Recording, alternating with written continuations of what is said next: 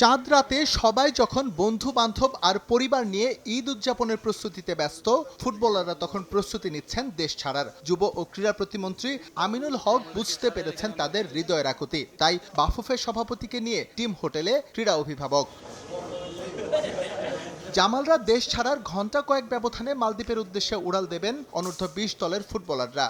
ক্রীড়া প্রতিমন্ত্রী ও বাফুফের সভাপতি সৌজন্য সাক্ষাৎ করেছেন তাদের সঙ্গেও, ভাগ করেছেন প্রিয়জন ছাড়া ঈদ উদযাপনের কষ্ট।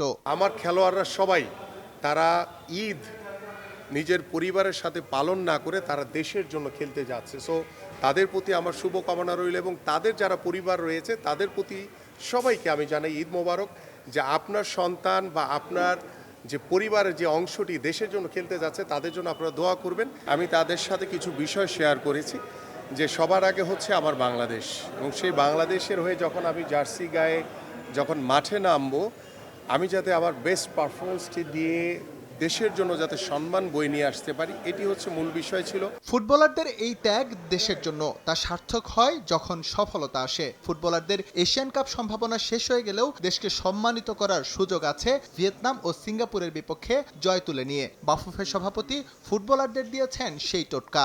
আমরা আজকে দুজনে মিলে আমরা যেই জনপ্রিয় মাননীয় প্রধানমন্ত্রীর পক্ষে দেশ নেতৃত্ব যে হেল্প করতেছি, আমরা সেখানে ক্রীড়া একটা অংশ। অ্যান্ড আমরা ক্রীড়াকে দেখতে চাই যে একটা বড় পরিবার, এই পরিবারের উদ্দেশ্যই কিন্তু আমরা ঈদ মোবারক জানাচ্ছি।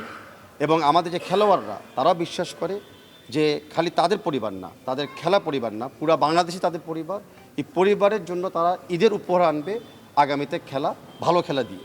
এদিকে জাতীয় দল ও অনূর্ধ্ব-20 দলের পাশাপাশি নারী দলও যাচ্ছে এএফসি অনূর্ধ্ব-20 এশিয়ান কাপ মিশনে। ক্রীড়া প্রতিমন্ত্রী ও বাফুফের সভাপতি টিম হোটেল থেকে ছুটে গিয়েছেন তাদের কাছেও। মিশন শুরুর আগে দিয়েছেন অনুপ্রেরণা। আমাদের অনূর্ধ্ব-20 টিম তারা যে টুর্নামেন্টে অংশগ্রহণ করার জন্য, যে কোয়ালিফাইং রাউন্ডে অংশগ্রহণ করার জন্য থাইল্যান্ড যাচ্ছে, সেখান থেকেও ইনশাল্লাহ আমরা ভালো কিছু অর্জন করে নিয়ে আসতে পারবো। সো আমাদের যেটি দরকার সেটি হচ্ছে যে প্রত্যেকটি খেলোয়াড়ের ভিতরে একটি কমিটমেন্ট, একটি দেশপ্রেমের যেই আস্থা, যে বিশ্বাসের জায়গাটি, সেটি তৈরি করা। একই সঙ্গে অ্যাথলিটদের জন্য সুখবর দিয়েছেন ক্রীড়া প্রতিমন্ত্রী। জাতীয় খেলোয়াড়দের বেতন কাঠামোর আওতায় আনার কার্যক্রম শুরু আগামী 30 মার্চ। এস এম ইকবাল, সময় সংবাদ, ঢাকা।